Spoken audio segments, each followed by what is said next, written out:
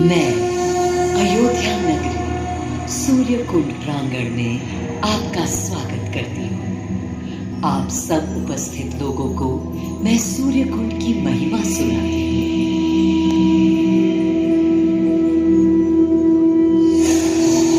भारत की मिट्टी अनेकों दिव्य आत्माओं की जन्मस्थली है, पर आज मैं आपको कथा सुनाऊंगी भगवान विष्णु के उस अवतार की, जिनके अवतरण से मैं पावन हो गई सदा सदा के लिए। मां कौशल्या की गोद में जन्म लिया मर्यादा पुरुषोत्तम श्री राम ने अधर्म के नाश के लिए, धर्म की विजय के लिए।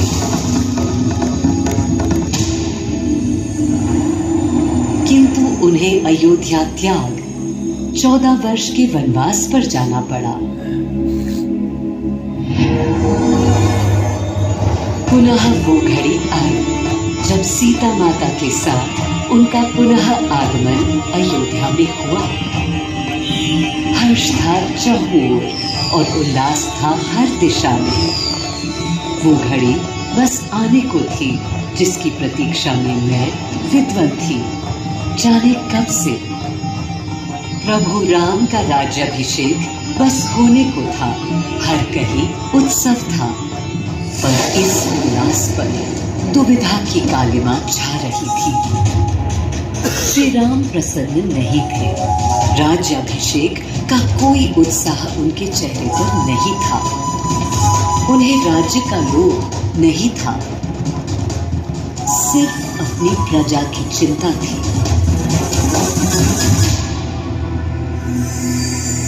सबके मन में एक ही प्रश्न था, कौन हल कर सकेगा श्री राम की इस दुविधा को, मिटा सकेगा इस अंधकार को। किसके तेज से छट जाएगी ये क्रांति? अरे वही जिसके वंशज हैं श्री राम, जो स्वयं सशरीर धरती पर पधारेंगे श्री राम को राम राज्य समझाने।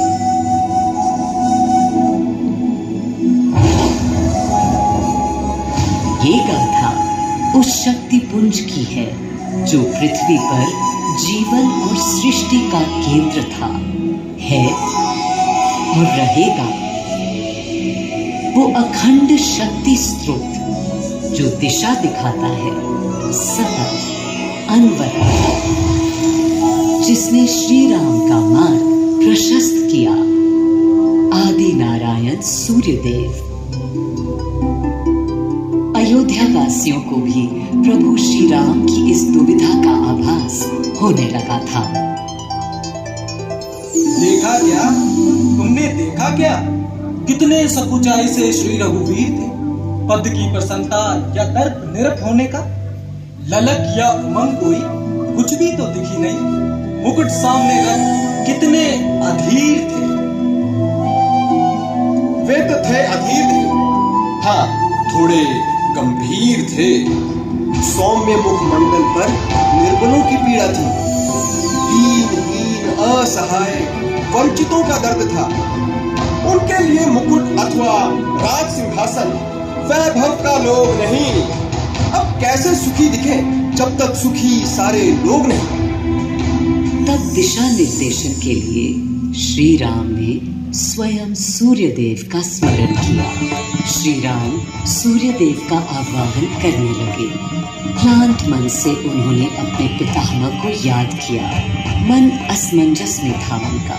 कर्तव्य की सही दिशा उन्हें सूझ नहीं रही थी। क्या उचित है प्रजा के लिए, उनके लिए, वंश के लिए, धर्म के लिए, शांति के लिए? इसी परामर्श के लिए अंतर्मन से उन्होंने सूर्यदेव को पुकारा।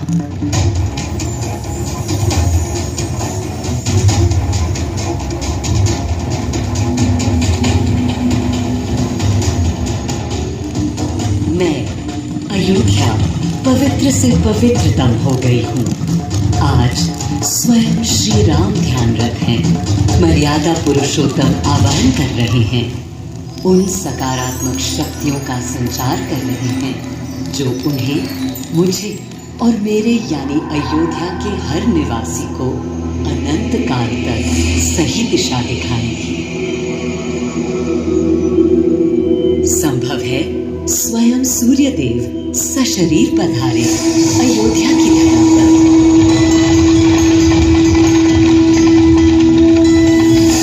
और देखो, श्री सूर्यदेव आने को हैं।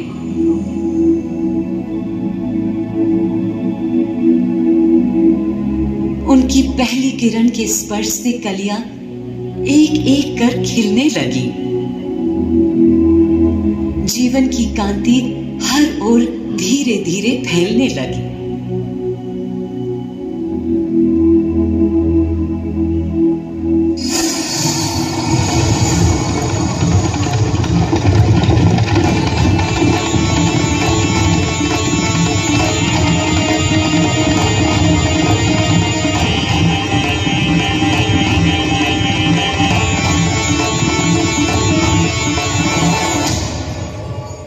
कितना अनोखा दिन है।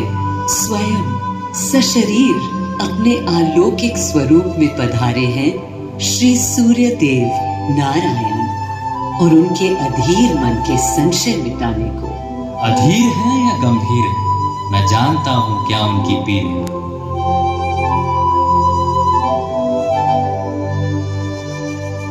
माँ कौशल्या को प्रणाम। कहाँ है राम? अरे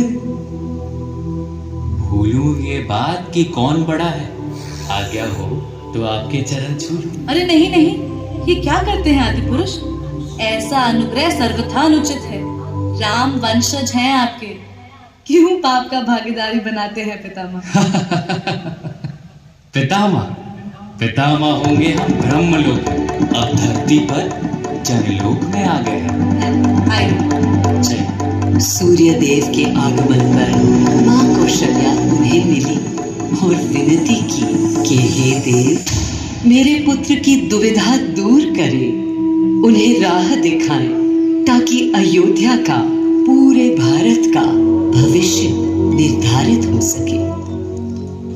आपकी जब पहली किरणें आती हैं तब गोचारण होता है, चिड़ियां गाती हैं, लेकिन इन दिनों कितनी उदास है। कारण है उनके राम की एकाग्र साधना और सुदीर्घ उपवास। सिंहासन की ओर चरण धरना नहीं चाहते, धारण नहीं करना चाहते हैं मुकुट। कोई बात नहीं, राज्याभिषेक के बाद राज्य जो भी चलाएगा, राम राज उसका ही तो कहलाएगा। मैं आ चुका हूं तपस्वी राम। मनस्वी राम, अपने नेत्र खोलो।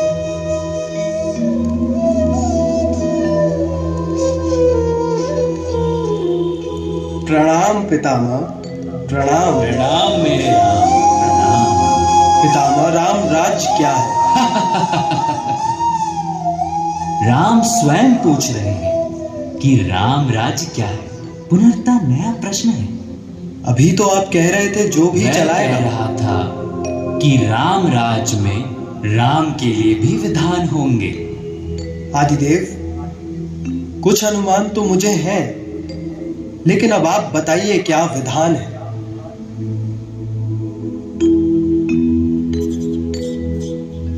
राम राज्य आशय कल्याण है, निर्बलतम मानव का त्राण, भय हो न भीति हो, मुख्य राम राजनीति जन जन की प्रीति हो, लोक संरक्षण हो, सत का आभास हो, परमानंद प्राप्ति हेतु मंगल उद्भास हो, प्रेम परम तत्व हो, सब में समत्व हो, दैहिक दैविक ये भौतिक संतापों की औषधि अचूक राम बाण है। राम राज्य आशय कल्याण है, निर्बलतम मानव का त्राण है, प्रमोदित अपंतव आस्था का घनत्व, वैभव विशाल, मेघ करे वर्षा और सदा ही सुकाल,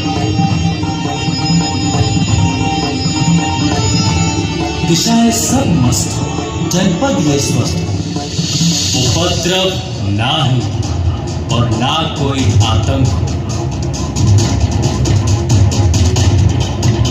कोई नहीं रंग सुख ही सुख दिशा, प्रेम योग धर्म मूल्य प्राण, राम राज आशय कल्याण है। मां कौशल्या, अभी ये मुकुट मात्र सोने का है। मैं इस मुकुट को राम के साथ सदा उपस्थित होने का बना देता हूं।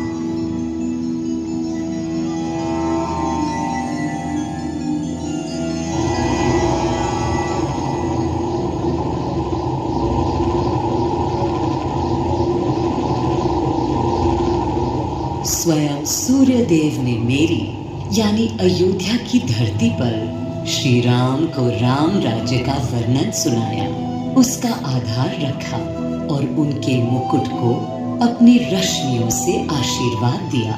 श्री राम के नेतृत्व में हर ओर खुशहाली, प्रेम, शांति और संयम फैला। हर ओर रोशनी, प्रकाश और जीवन का संगीत गूंजने लगा। राम राज्य का पथ दर्शाकर चल दिए सूर्यदेव पुनः अपने लोक, ताकि अनंत काल तक अयोध्या ही नहीं पूरा विश्व उस शक्ति का संचार अनुभव कर सके। हर दिशा खिल उठी श्री राम के राम राज्य से। सूर्यदेव के स्पर्श से पावन हुई मेरी धरती, पर जहां उनका रथ रुका था वहां स्वयं यह कुंड बन गया। समय बदला, मेरा और इस कुंड का स्वरूप भी बदलता गया। स्कंद पुराण के अनुसार यह स्थल घोषार्क तीर्थ के नाम से भी जाना जाता है। जब प्रतापी राजा घोष यहाँ आए और उन्होंने ऋषियों को यहाँ स्नान करते देखा तो स्वयं भी किया, जिसके बाद उनका शरीर दिव्य, निरोगी और अलौकिक हो गया। और इसी कुंड के जल से उनकी काया भी कांतिमय हो गई। यहाँ की गई उनकी घोर तपस्या का तेज आज भी अनुभव किया जा सकता है। दिन बीते, साल बीते और फिर अनेकों सदियों के बाद राजा दर्शन से यहाँ आए। यही तपस्या करने के बाद उन्होंने यहाँ सूर्य मंदिर, कुंड और चारों ओर घाट का निर्माण कराया, जिससे यहाँ की प्रजा भी इस अलौकिक कुंड का लाभ उठा सके। सूर्यदेव के महात्म्य से मैं अयोध्या और तेजमय हो गई, और इसका प्रमाण इस सूर्य कुंड और समीप स्थित गरिमामय सूर्य मंदिर से स्थापित हो जाता है।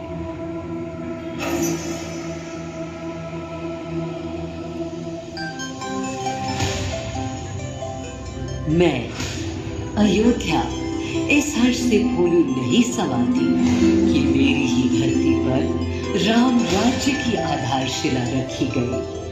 आज भी अयोध्या एकता, आस्था और शांति के लिए उदाहरण बनी हुई है।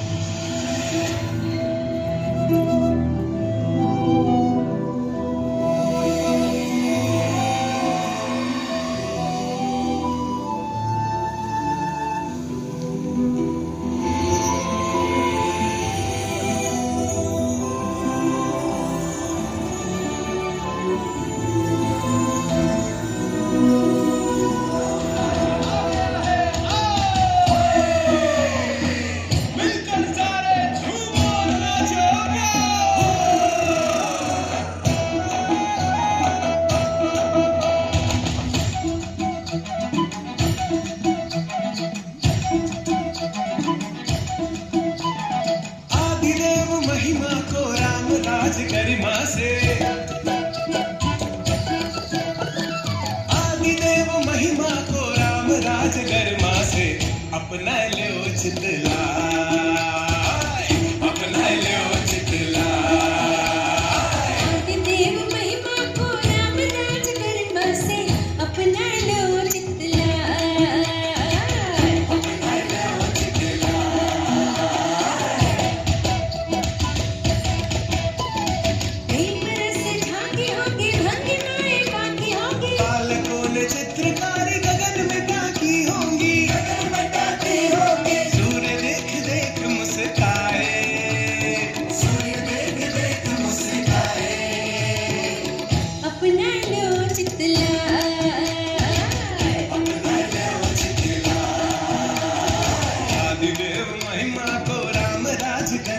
से अपना लो चितला